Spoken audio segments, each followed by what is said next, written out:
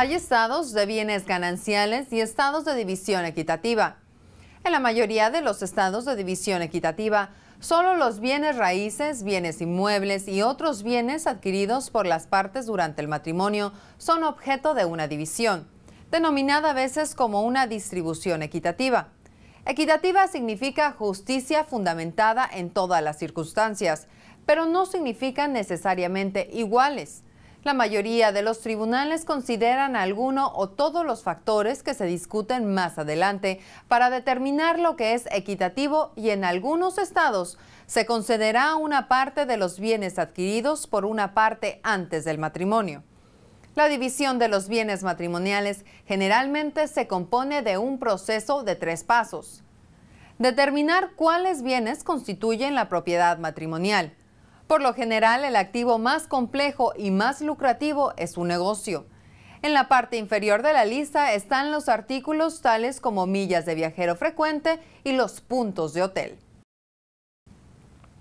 Determinar el valor de cada uno de esos bienes y determinar la forma en que los bienes matrimoniales se deben dividir o determinar lo que es equitativo. Bienes matrimoniales se componen de todos los bienes obtenidos, adquiridos y o acumulados durante el matrimonio, debido a los esfuerzos activos y a veces los esfuerzos no activos de una o ambas partes. En la mayoría de los estados no importa el título del bien. Bienes matrimoniales incluyen bienes raíces, los intereses empresariales, las cuentas financieras, muebles, accesorios, coleccionables, los beneficios de jubilación, así como mucho más activos poco comunes. Aunque varía de estado por estado, los bienes matrimoniales pueden ser adquiridos hasta la fecha de la separación, la fecha de la presentación de la demanda de divorcio o la fecha del divorcio. Los bienes matrimoniales se dividirán por el tribunal a menos que las partes lleguen a un acuerdo a través de sus respectivos abogados o entre sí mismos. Es importante saber que todos los bienes propios de una parte no son necesariamente bienes matrimoniales. En cambio, algunos bienes son clasificados como bienes separados o bienes no matrimoniales. Los bienes no matrimoniales o bienes separados son generalmente definidos como los bienes adquiridos o en el poder de una de las partes antes del matrimonio.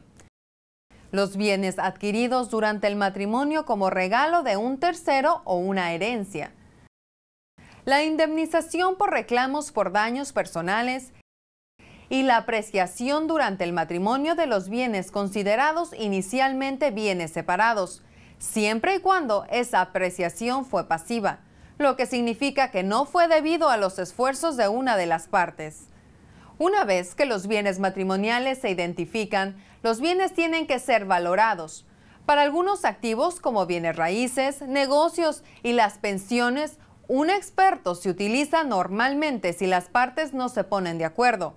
A veces, en vez de gastar tiempo y dinero para valorar un activo, las partes se ponen de acuerdo para dividir los activos en proporciones iguales o por otra fórmula, haciendo que el valor real tenga poco significado. Los tribunales tienen amplia discreción con respecto a las distribuciones de los bienes matrimoniales, pero en general los tribunales consideran los siguientes tipos de factores. Los bienes separados de cada una de las partes. La duración del matrimonio. La salud de ambas partes. La contribución o servicio de cada cónyuge al núcleo familiar. La contribución de cada cónyuge a la adquisición y el mantenimiento de la propiedad. El carácter de liquidez de los bienes matrimoniales. El probable futuro financiero de cada parte. La imposibilidad o dificultad de evaluar los activos componentes o algún interés en un negocio, empresa o profesión, y la convivencia económica de retener dicho activo o interés intacto y libre de cualquier reclamo o interferencia de la otra parte. Las consecuencias fiscales para cada parte. El malgasto o desperdicio de activos por cualquiera de los cónyuges. La conducta de las partes tanto durante el matrimonio y con referencia a la causa del divorcio. Y cualquier otro factor que el tribunal encuentre necesario para tomar una decisión justa y apropiada.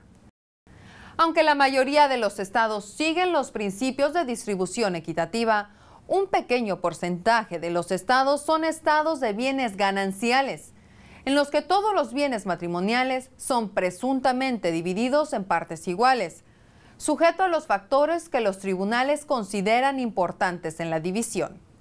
Estos estados son Arizona, California, Idaho, Texas, Luisiana, Nevada, Nuevo México, Washington y Wisconsin.